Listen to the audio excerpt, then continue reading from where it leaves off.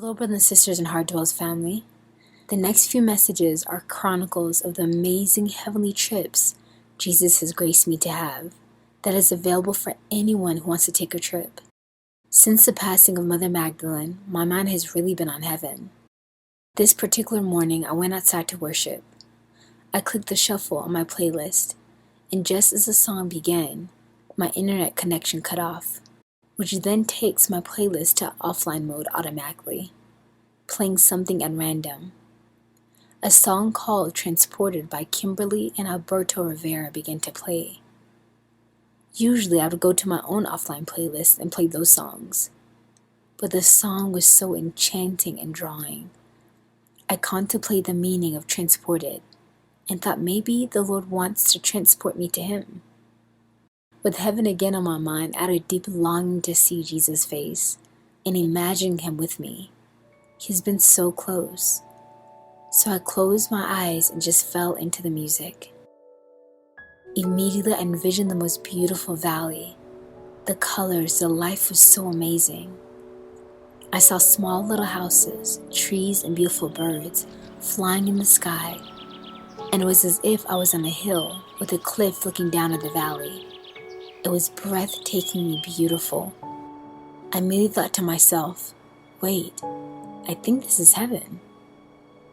Then I was seeing the aerial view and noticed I was now moving as I realized I was in a cloud and Jesus was right next to me.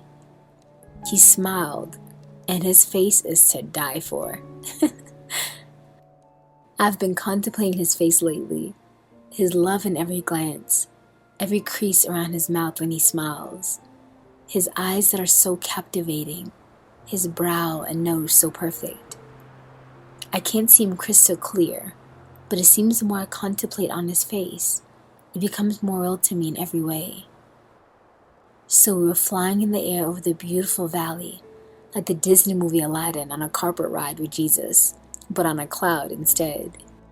We went higher and higher above the valley. People began to come out of their houses and wave at us, and I waved back and smiled in awe. Then a flock of birds flew near us, encircling us and fluttering with so much excitement and love, and continued to go on. I then saw a flock of pterodactyls flying, and they actually stopped mid-air to bow down before Jesus and I, and kept flying on. I was still staring in amazement when I was startled by a nudge on my right arm, thinking, what could that be touching me in the sky? I looked next to me, and it was an eagle flying next to us, but had nudged me with its head. I immediately knew it was my eagle. It was all white, and I could feel the love it had for me radiating from it. He then tucked himself under my arm, and I put him on my lap. It was like another universe altogether, because it was. Then the cloud made a deep and sharp turn, which tickled my stomach. Jesus laughed, and I held on to him even tighter, as he turned and flew away.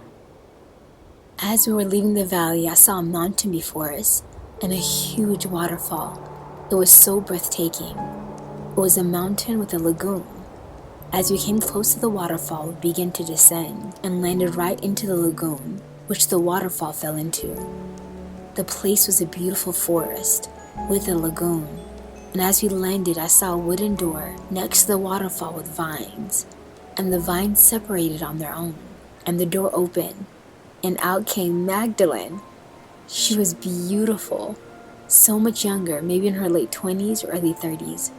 Her hair was long and dark brown and curled at the ends.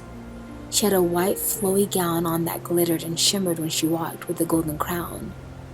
She ran out to me and said, "Mother!" So excited. Startled, she ran to me and hugged me tightly, still giving the best motherly hugs as I screamed in excitement. She then came alongside Jesus holding his left arm, as I held his right arm, as she beckoned us into the cottage. I then poked my head out wanting to ask her if she could reveal herself to her sister Deborah, who lives in the community with us, and still hasn't had a visitation from her. Before I could ask her, Jesus looked at me and responded without me saying a word and said, "She will, but she needs to have faith." As we were about to walk through the door, I realized my eagle was still around. I put my hand out and he came, with his head bowed down coyly. and I sensed I need to name him. Jesus nodded and smiled as if to affirm that. I thought to myself, Abner. No. Then I thought, Bob?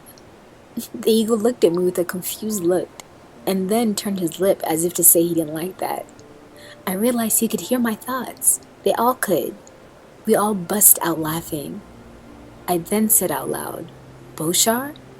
And he flew around in excitement and made a heart as if to say he liked that name, and then flew away. When we entered Magdalene's home, it was so cozy and cute, like a little hobbit hermitage. We sat down at her wooden table, which overlooked the other side of the mountain, where the waterfall was. She sat across from Jesus and I, holding both of my hands in excitement, looking at me just smiling. Her eyes were so piercing. It's as if she could see into my soul, so clear, so pure, so full of love.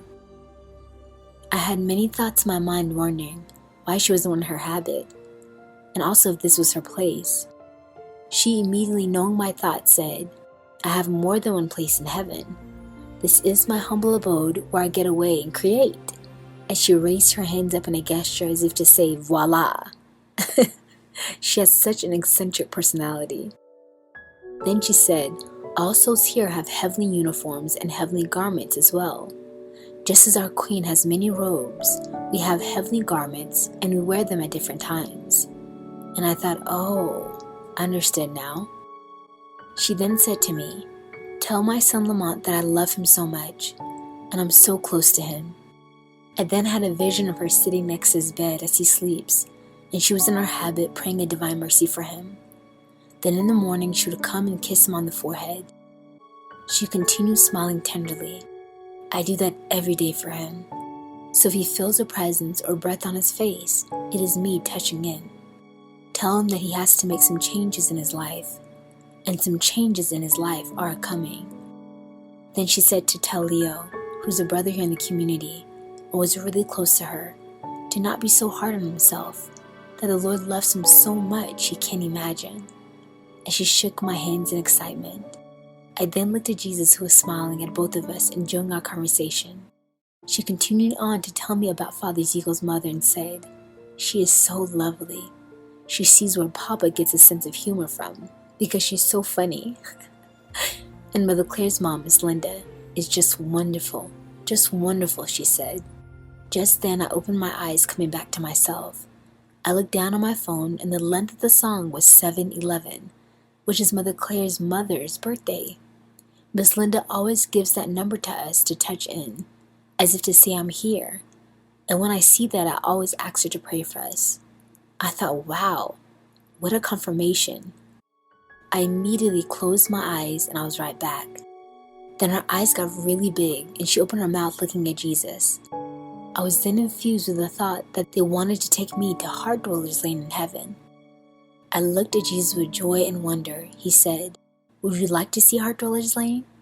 I said yes. And how the song was ending, and I found myself drifting back to earth, wondering, well, maybe this would be for another day. As I came back to myself, I felt yet pulled by the Holy Spirit to use my sanctified imagination, as if he was saying, we're not done yet. So I decided to put the song on repeat and go back. I was right back where I left off. Jesus said, alrighty girls, let's go. So we left Magdalene's humble abode and stepped out again to the beautiful lagoon. I then saw 3 horses ride up. They were all white and beautiful. Magdalene petted one with familiarity, and I knew it was her horse. Jesus beckoned me to get on, and we all hopped on the horses. I then called for Boshar, and there he was, flying around with excitement, ready to go with us. The horses began to gallop steadily as we held their hair, and they were going fast. Usually I'd be so frightened on earth, but in heaven, it's like I'd been riding a horse for years. It was with such ease and so much fun. We galloped just a few feet, then the horses began to turn in unison and then go up in the sky. That startled me as I clung to my horse tighter and Jesus snickered again. The horses had wings and we began to fly. Amazing. We went back over the beautiful valley as I saw people and children waving excitedly to us. I then began to see a big city, and I knew it was the New Jerusalem. The gates were beautiful and big, and the streets of gold were shining from where we were. I thought to myself, wow, Heartdwellers Lane is not just in heaven, but we have been planted in the city of the New Jerusalem. What an honor. As we got closer, we flew over one of the gates, and I saw Papa Pio. He was there waiting for us, and waved his hands, jumping in excitement at our coming. All the angels that surrounded that side of the wall and gate bowed before us as we entered. We landed, and Papa Pio came running like a father and hugged me, kissing my forehead, saying, "Welcome, my daughter." I hugged him tightly and said, "Papa Pio." I then saw 3 children I had met in my previous heavens trip a few months earlier. It was Christopher, Ashley, and Annette. When I came the last time, Annette asked Jesus if I could come back. He told her that I needed faith, so she asked to pray for me by putting her hands on my chest and said the most sincere prayer for me to come back to heaven. Now they were all present as they all hugged me excitedly, and Annette said, "Finally, I knew you would come back," as we all laughed. Jesus and Magdalene still smiling at me and the children. I then noticed how busy the place was.